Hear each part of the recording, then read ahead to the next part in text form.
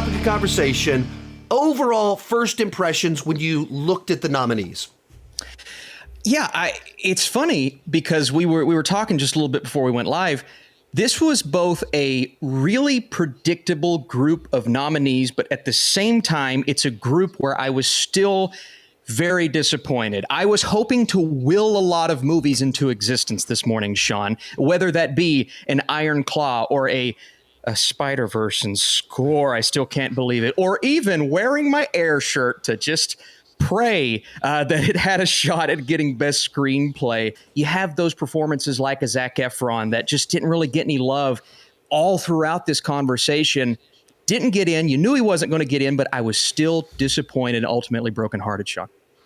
Yeah, that was like when I first looked at the nominations, I went, yeah, this looks like everybody's predictions. Yeah, there weren't a lot of ones that seemed like way out there and left field. Like first glancing at it, you went, yeah, this was mostly front runners. A lot of the categories, we know who's very likely, and they're in there.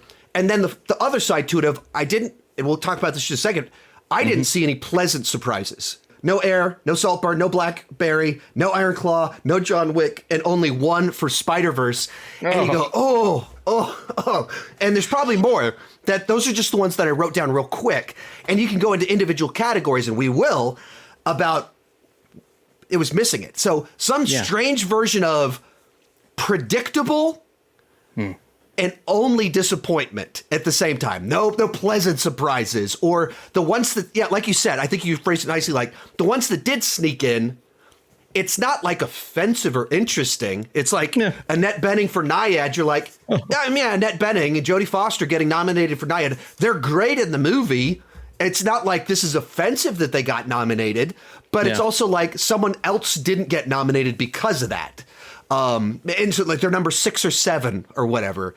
Iron Claw is the one that I was like, come on now. Yeah. And on Iron Claw, that's the one that immediately comes to mind. I did not see it until 2 weeks after I voted for the Critics Association I was in. There wasn't early screenings. It didn't play festivals. And so it just didn't get momentum, chatter, buzz, anything like that until too late in the game. And so I did not vote for Iron Claw. Had I seen Iron Claw, it would have been nominated by me in a lot of categories, and it would have been voted by me in a lot of categories. I'm at a robot competition Saturday. My daughter's in robotics competing, and on the same team with one of my neighbor's daughters. And so we're sitting there talking, and we're talking about the Iron Claw. Mm-hmm. That's the movie we're talking about. And it's a movie that like stays with you, and you like want to keep talking about it, tell people about it. And like when I think like what's the most moving line of dialogue, scene, moment, it's the last one in that film where you just go, a very simple line of dialogue combined with the right setup, the right performance, and you go, oh, that like it stays with you. Yes. No nominations. And you go, oh, how does this happen? How does it? And you look at some of the ones that were nominated and you go, I just don't know. I just don't. I get how they're flashy, normal, best picture type nominee films. But I know which movie shook me. I know which one stayed with me. I know which one I came home and I told my wife, you don't want to watch this movie. It's too depressing for you. But let me outline the plot to you. It was the movie that got me excited to do that. And it wasn't like Maestro. My wife watched the first half, and then when it switched to color, she goes, "It's not over." I'm like, no, we're not even halfway. It's like, okay, you can watch the rest on your own. That's a real thing that happened. And we'll kind of move on to that. Michael throws this one in here. Hello, Sean and Austin. Were either of you surprised that DiCaprio didn't get nominated for Best Actor for Killers of the Flower Moon? We could just use that right as our transition into discussing biggest disappointments, biggest snubs, the ones that immediately pop out to you. I don't immediately, I wouldn't say surprised because some of these were pretty stacked categories, but and I kind of view it as DiCaprio's in that category right now. If you always know that he's going to give a great performance, he doesn't give bad performances. And so that almost works against him because you just kind of assume it. Assume he's going to be great in a sense. And so let me pull this up on the screen real quick. Were you disappointed by that? Were you surprised by that one? Yeah, Leo was. I wasn't really surprised because for me, Coleman Domingo had been getting all of the awards that you think is going to lead to an Oscar nomination. A lot of people had him at 5, Leo at 6, vice versa. For me, it was between Leo and Jeffrey Wright. But as soon as I saw American Fiction getting nomination after nomination after nomination as it was going, and I had Jeffrey Wright in the 5 spot, I'm like, oh, it's set. It's Jeffrey Wright. And so at that point, you can't take out Killian or Paul or Bradley. So Leo was just kind of, and we say this every year, man, the Oscars is the best of the best. So even if you are one of the best, you have to be one of the literal 5 best to get into a spot. And according to the voters this time around, I would argue this, but Leo was not one of the 5 best, so he was just on the outside looking in. And on that point, you just have to look at the list and say, who do you bump? Like, it's not surprising Bradley Cooper, that was a very transformative one. Paul Giamatti has been getting tons of buzz, chatter for holdovers. Cillian Murphy, a frontrunner. And so it's Jeffrey Wright or Coleman Domingo, who also have had lots of chatter and buzz. And so you go, oh, yeah. Leo gives a performance that's, of course, great. But I think he's not the person you talked about leaving that movie because you're thinking about Lily because she went toe-to-toe with him. And so that's more interesting than Leo. It's like, right, of course, Leo's been one of the best for 25 years. And so the conversation's about her more so than him. And so who do you bump from this list sometimes?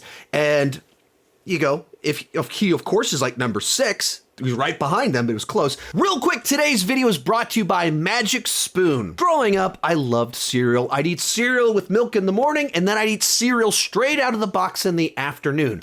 But as I get older, I don't like the sugar and the empty carbs so much. Magic Spoon is a cereal that's high protein, 0 sugar, and that's keto-friendly, gluten-free, grain-free, and soy-free. They offer a variety pack that has 4 flavors: cocoa, fruity, frosted, and peanut butter.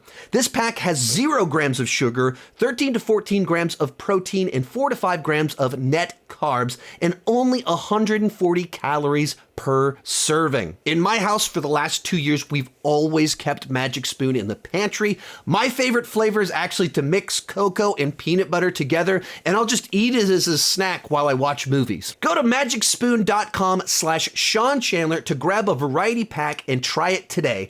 And be sure to use promo code Sean Chandler at checkout to save $5 off your order. And Magic Spoon is so confident in their product, it's backed by a 100% happiness guarantee. So if you don't like it for any reason, you will get a 100% refund, no questions asked. Remember to start the new year off right with a delicious bowl of high-protein cereal at magicspoon.com/Sean Chandler and use code Sean Chandler to save $5. Thank you, Magic Spoon, for sponsoring today's video, and let's get back to it. Outside of that one, what were the snubs in your mind? What are the big ones that stood out to you?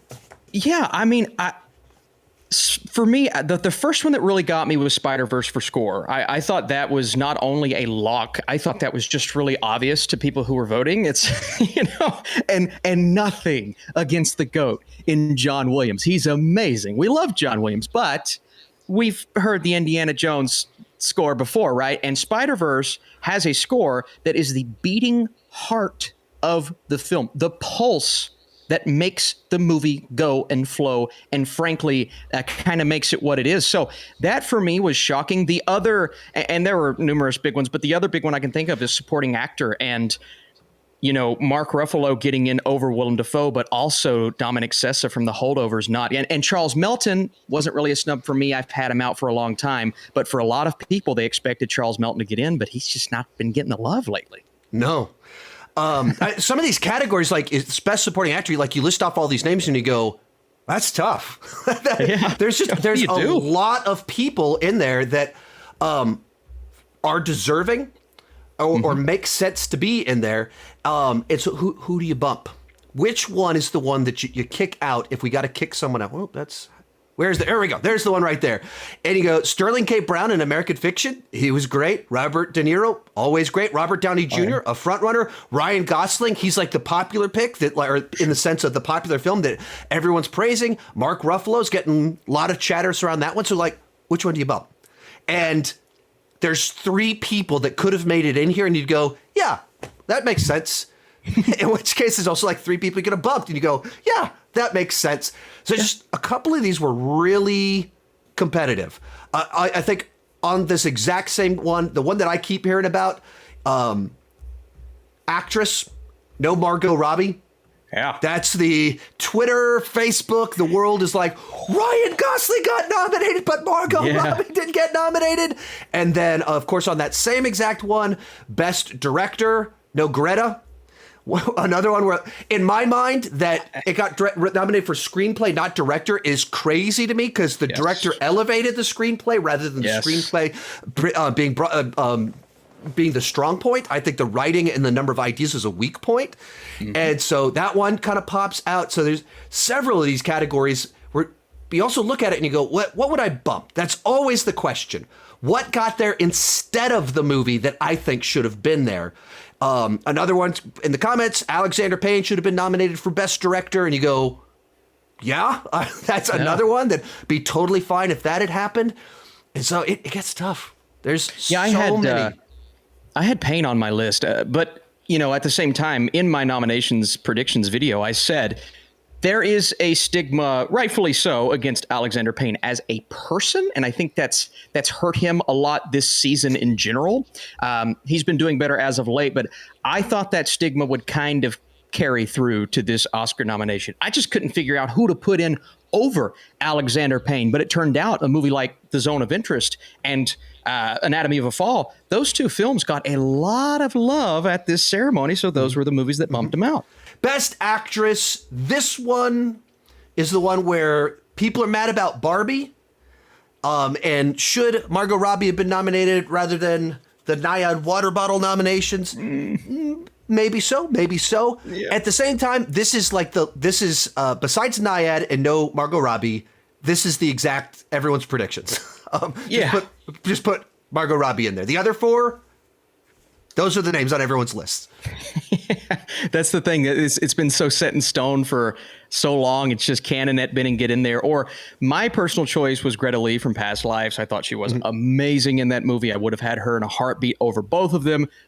It's just so odd for me. It's not even that I'm super for Margot Robbie getting in, but it's odd for me that you have the supporting performance, and I believe maybe not as I don't want to say not as good, but not as important to the movies as Margot Robbie's. And then you have Gosling's performance in there and all of these Barbie nominations. And I'm like, what is the soul of that film? It's Margot Robbie's performance. So how does she not get in? It doesn't make sense in my head. It's so weird. It's so weird. Right. And what happened in the nominating process, what people put in there that do they really like these legacy actors and their water bottles that much? Like, no normal people are talking about Naiad. It has no buzz on Twitter anywhere. No. I like the movie more than you did. Maybe that's just because I like sports movies a little. Sure. I don't know what that bias is. Maybe it's just because I love this water. It's nice. Yeah, I have it too. It's they gave me a huge poster too, gigantic poster for the movie that is not hanging on my walls, but. You're not going to put the Naiad poster on your wall, Sean? What are you doing, man? I'll put it in the room of my daughter's room so that they can be inspired to set records swimming from Cuba to Florida in their 60s, quite a while from now. Once again, the comment says, no David Fincher. If you kind of like the ones that got directed, I think it's another one where if I was going to bump something and throw someone in there, we got Greta Gerwig, Holdovers. There's some other ones that come to mind a little bit quicker than I would go to The Killers. And love David Fincher. He's just not the one that I would go to there. Yes. So, what are any? We've kind of talked about best directing because we talked about Greta not getting nominated before, but I think, as I said, I think that the direction, the ability to find that tone, to be able to be so silly and poke fun at, play toy stuff, do all this toy stuff, and then also get serious and have it like that's the stuff that I think worked better in the film than the script itself. But also look at the ones that were nominated. Who do you bump? Who do you bump? I mean, It's so tough because all of the people on there are so deserving. I think The Holdovers has a shot. I don't think it will. I think Oppenheimer's the runaway winner. I think The Holdovers has a shot at Best Picture, but I would be more inclined to say, oh, it's actual competition if Alexander Payne got the directing nominee. Yeah. So the fact that he didn't get that is a little bit like, all right, I get why you don't want to reward him, but it is also a big part of why the film's so good. And I'm with you on the Barbie argument. You know, that movie, gosh, imagine if they just would have went with a standard run-of-the-mill blockbuster director that didn't have any sense of style or artistry. That movie could have been an absolute disaster. Just look at some of the casting rumors we were getting months and months before Margot Robbie was cast. Like, this movie could have been, we avoided a major disaster shot. Wait, I mean, like Amy Schumer is like with some of the different versions of what this could be like. I don't understand what this thing is. Then, I mean, they offered it to Gal, and she turned it down. And you go, oh man, this thing could have been horrible. Like there's so many ways this thing could have gone off the rails. Coming up in just a few weeks, I'm heading off to Orlando, Florida for Megacon with a bunch of my YouTube friends. We're going to be doing panels across all 4 days of Megacon. We're doing meet and greets. If you're anywhere in Florida, the United States, planet Earth, the Milky Way galaxy, or the multiverse, you want to be at Megacon, it's going to be a blast. Details are down below in the description.